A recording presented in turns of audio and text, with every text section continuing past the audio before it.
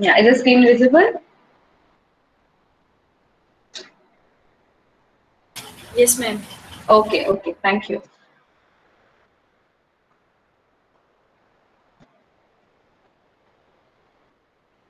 Uh, so in the previous video wherein we discussed about oral test or Viva for performance assessment, we saw different types of Viva and for what reasons or for which on which occasions these can be used, like formal exam, face-to-face interaction or personal contact and verbal response. We also saw four basic formats of interview style and appropriate uses wherein we discussed, I think, all of these. Were all these points discussed? As per my knowledge, I think I discussed this slide. Okay, Yes, ma'am. okay, fine. So now let us go ahead to the next slide and let's see some of its advantages. What are the advantages of oral exam? We know that oral exam plays a very important role to understand students' way of thinking, students' way of approaching a particular question or understanding in which direction they think, how they put out their thoughts in words, and how they behave while answering a question. As an evaluator or as a teacher, you get to assess how honest they are, what strategy they use in order to answer a question which is posed by the interviewer. Okay, so oral exam plays a very important role when it comes to assessing an individual's performance. Okay, and we have seen it all in the uses of oral exam. So now let us go about understanding how this oral exam can help us, uh, or what are the advantages of it. Now, it allows you to have direct personal contact with candidates, isn't it? So if you opt for a written, that is paper and pen test, you are not indirectly in touch with the students, and they are basically writing their points on a paper and trying to express themselves in the limited time which is provided to them and in limited words, isn't it? But here in oral exam, you get to interact with the person or with the student so that you can understand their difficulty, where they are lagging behind, in which area they are strong, or how they respond to the question, and all the points that we discussed in the previous lecture. So it allows you to have a personal contact, which is missing or which is not seen in any other form of assessment. Now, opportunity to take mitigating circumstances into account. Now, when it comes to situations like, say, suppose as a student, now say suppose I'm conducting an interview, okay, wherein or a Viva, which is a formal Viva, and I expect my students to answer the questions which is asked by me. Okay, so now here, as a teacher, I have various opportunities in front of me to understand or to evaluate a student. Now, what it means to taking into consideration or taking into account mitigating circumstances.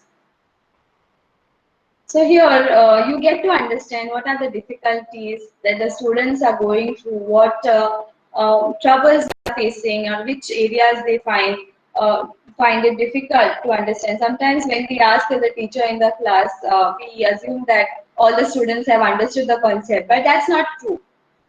Even when you teach any concept or try to give your best in order to make that particular concept easier for the students to understand, there'll be always one or two students in the class who will find it difficult to understand what you're talking. Okay, and same can be reflected or same will be seen when you conduct an exam, like an oral exam, wherein you understand that particular area or that particular part of the syllabus which they are not very comfortable with. Okay, so this oral exam will help you understand that particular circumstance, or by understanding the mitigating circumstance of which the student is facing. Now, the third point is flexibility in moving from candidates' strong points to weak areas. So it is again the same thing. So since you are in a position to understand the student in a better way, his strongest or his or her strongest and the weakest areas, uh, it allows you to see which are the areas the student is finding it comfortable to answer the questions, in which areas he or she is hesitating or not so very comfortable. So you can move from strong points to weak areas because you can make the candidate comfortable by asking those questions in an area which he or she is perfect with or comfortable with, and then slowly go to the weak areas and understand exactly what is difficult for him or her. Now, it also requires the candidates to formulate his own replies without clues. Okay, so here there is only the interviewer and you as an interviewee, isn't it? So there is no one else to help you out. There is no question paper, there is no blank paper or a pen wherein you can write your clues, or if you have some what you call your techniques and tricks with which you have planned to remember something. Okay, maybe a flow chart or maybe an acronym or something. You can mnemonics or something like that. You cannot make use of anything of this sort. There is no clue and there is no help, no assistance which is provided to you. So here, as an interviewer, I am sure that whatever the reply that the student is giving is his or her own reply, because uh, he or she needs to formulate the answer on his or her own. Okay, so this will give you as a teacher confidence that whatever answer that the student has given is well understood by him or her, and there is no way by which he or she is cheating, isn't it? So this is a better way of understanding how much the student has understood about the concept. So the next one is opportunity to question the candidate arrive how to arrive to an answer, how he or she has arrived to that particular answer. So here, sometime I don't know how many of you all have experienced that or how many interviews all of you all have given, but whenever an interviewer asks any questions to the interviewee, um, most of the questions are counter questions. Like, say, suppose, for example, if I say that, uh, if I ask a question like, what is the difference between a female bird and a male bird? Okay, so the respondent or the interviewee gives a question about the color, about the size, and various factors associated in relation to the difference between the two. Okay, so if the interviewer is really intelligent and smart, so the interviewer will ask to the interviewee, on what basis are you saying that? Because there are always some exceptions in this particular. There is no thumb rule like about the differentiation between the question that I've asked, but there are always some exceptions in every concept that we study. So here the interviewer can counter question the interviewee, like how you have arrived to this particular, what are the references that you use, from where you got this answer, whether you're sure about what answer you gave. So you can track how students think. You can track from where they are bringing out that answer, whether they have really studied it, or whether they have really read about that, or whether it is something that their teacher has told or their friend, whether it is something that they have discussed with their friends or something, or it is whether they're just giving the answer pass that time or just to answer that question. So you can understand how a child is thinking at that particular moment and understand from where that answers are coming. Okay, and that is a very important thing. But nowadays in colleges and schools, the interviews which are conducted are just for the sake. Okay, I'm talking about the interviews which are conducted with certain objectives in order to assess the students. Even when you go for job interviews these days, you'll have around 15 candidates along with you who have come for the job. Okay, and you will experience this very soon, and you will get to see that out of those 15 candidates, of which you are also a part, uh, at least 8 to 9 candidates will finish their interview in a minute. Okay, now tell me, how can an institution appoint a person by interviewing him or her for a minute? Is it possible? And there'll be always a person or two who will be interviewed for at least half an hour or 40 minutes. because I think there are various reasons to that. I don't want to talk about that, but this is how seriously the interviews are taken, even when you are recruiting a person or recruiting a candidate for that particular job. So I'm not talking about those interviews. Okay, I'm talking about the interview which is structured, interview which is with a certain objective. So such kind of opportunities you can take when you are going for an oral exam or going for an interview or Viva, isn't it? So let us look at the next point and try and understand that. The next point says that it gives an ability to test depth and breadth of candidates' thinking process and logic of arguments. Okay, there is a repetition here, I think. Candidate thinking process, so kindly ignore that. So it allows the interviewee to understand the depth and breadth of candidates thinking and logic of argument. So when an interviewer counter questions, he or she is basically trying to understand the logic behind his or her statements, and it also helps the interviewer understand at what level, at what frequency the child is thinking, at what level or which thinking process the child has adopted, whether he or she is going in the right direction or not. And I don't know how many of you all have noticed this. Most of the interviewers will not tell you whether your answer is right or wrong. They will just go to the next question. Okay, this is how the interview should be taken. You're not supposed to tell whether the answer is right or wrong. You need to keep them in confusion. They're very sure they know that the answer is right. If not, and if you really are interested in the answer, the candidate will definitely go about and search for the answer. Okay, and like institutions in like IITs, like BITS, and all the like if you go for an interview at this, then central universities, all these national level institutions, their interviews are much different than the ones which we see otherwise. Okay, so this is the format that they follow. Now, opportunity for simultaneous assessment by two examiners. So here, interviews are not taken by only teachers, and most of the times it is by if you have a panel of interviewers.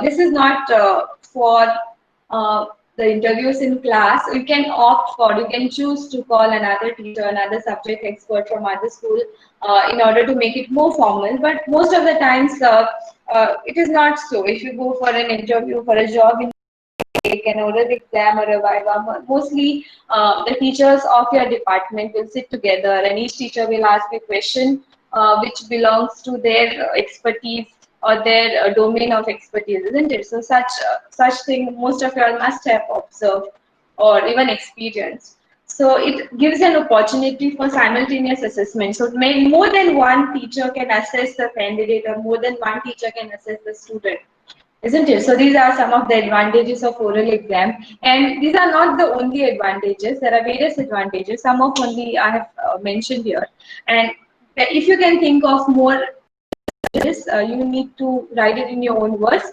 and that's perfectly fine. You need not follow only these.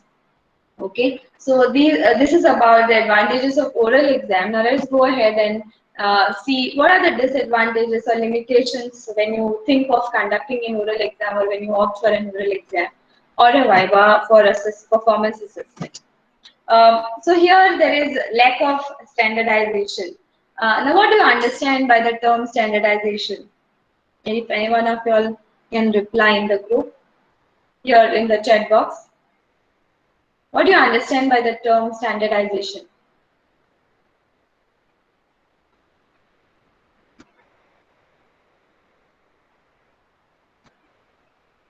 Any one of you?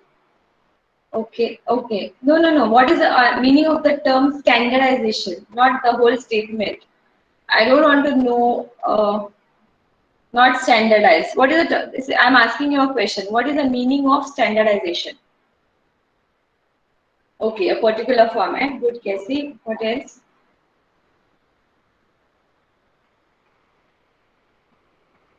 Anything else?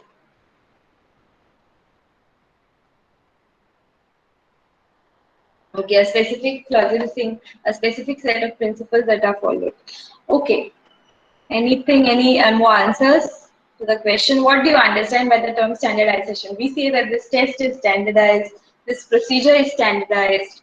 Okay, what do you mean by that?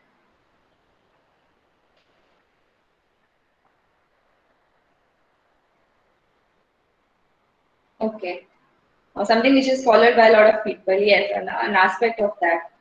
Okay, good. They'll Bessie saying of a particular level.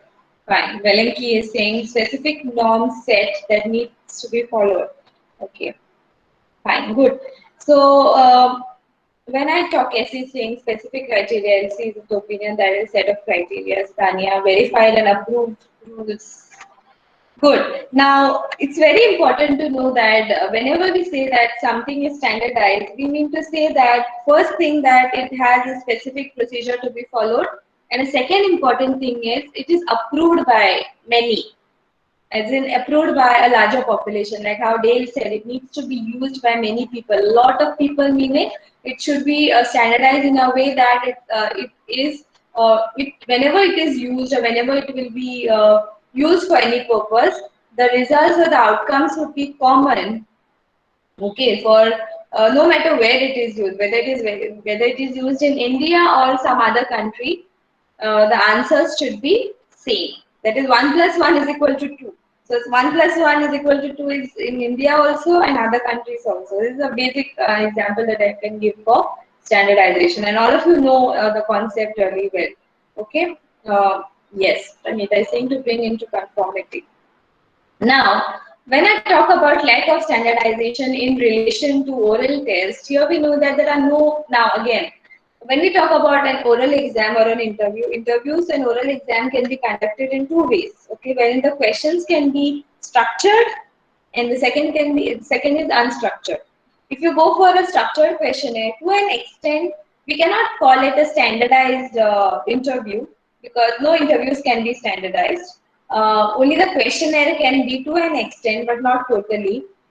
So, whenever we conduct any oral exam or an interview, there are two types of questions that we can go about asking. The first one is structured, and the second one is unstructured. So, when we say a structured exam or a structured interview, we go for the questions which are already pre-decided in a way. We first write down all the questions in key.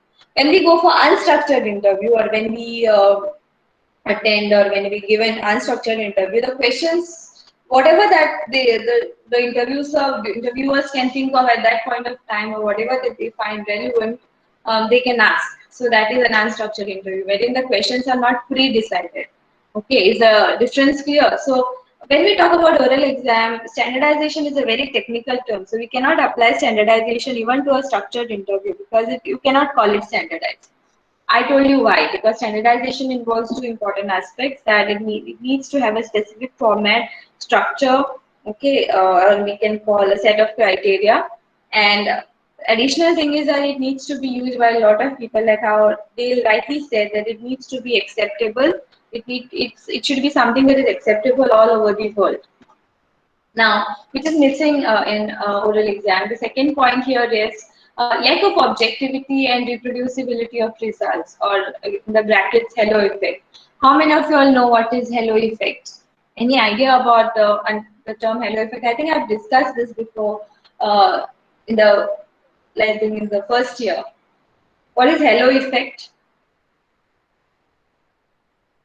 Any idea? Okay. When I talk about halo effect is nothing but, suppose I have 39 students in my science method. Okay, and out of those 39, I know that only some of them they respond, or some of them are only active in the class, and they respond, they do their assignments properly, and they submit it before the due date. They perform well in all the activities that I conduct as a science method master. Okay, so if in case I have a bias, if I have a bias towards only those students who are active, and just keep that bias aside for a minute. So whenever I'll be giving them a test in future, uh, that is maybe at the end of your semester, the end of a year, and whenever I see their name, whenever I'm giving marks, if I am victim, I would say in inverted commas, victim of halo effect, then I will be more biased towards those students who are or those students who are more active in the class. Because what I will think is that just because they are performing good in the class and other activities, their performance is better here. So I will not actually read what they have written, and I will just give them marks looking at their um, names or how the student is and how the student has performed throughout the year. So if a teacher does that, then this is what we call a halo effect. Okay, so in interview, if you get to interview a student who is good to you in inverted commas, or good to you in the sense who performs better in the class or answers in the class, or who gives or does all the work in time, okay, then you tend to be more biased towards that person. So that lack of objectivity is there in an interview, or reproducibility of results as another aspect. You cannot keep a record until and unless you record the interview. Okay, so that is another thing, one of the limitations. We have a minute to go, so I'll take, I think, one extra minute of yours. I think you have a 15 minutes of buffer time. So let me finish this topic. I have 3 more points left. Third point is permit favoritism and possible abuse of contact.